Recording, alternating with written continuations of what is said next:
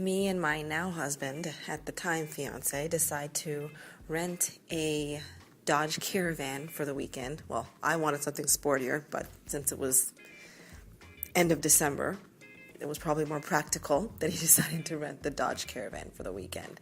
I can't even remember now why we needed the car. I think we were supposed to go on a trip.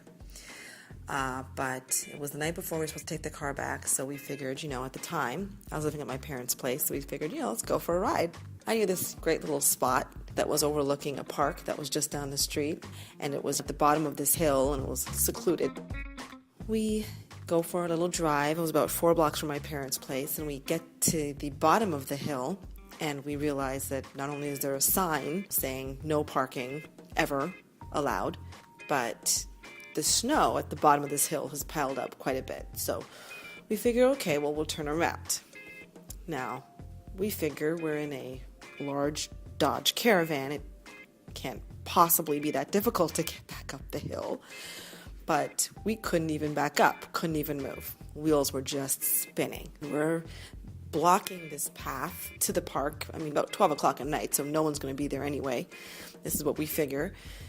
Well, I stay in the warm car because I have no interest in going out there, and plus, I'm letting my fiance do his manly duty. He's trying to find stuff to stick under the wheel, and they're spinning, and I'm in the car trying to, get it to move, and 45 minutes into it, and I'm trying to back up while he's got stuff stuck under the wheels, and I'm just picturing some tragedy happening where, I back up. Anyway, that didn't happen, but we also didn't move. And we see these teenagers kind of walking up the path towards us through the park, I guess on their way home.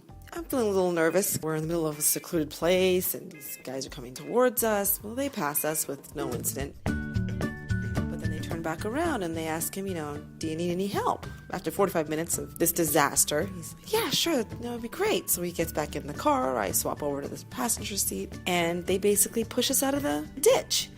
And as we slowly roll away, no stopping, we're kind of waving out the door, and it was like a little Tim Hortons commercial. I was like, gee, guys, thanks. And kind of put it in the karma pool and figure if I ever see anybody else in the same situation, maybe I'll get out and do the same thing. But it's kind of sweet, and it was a nice moment.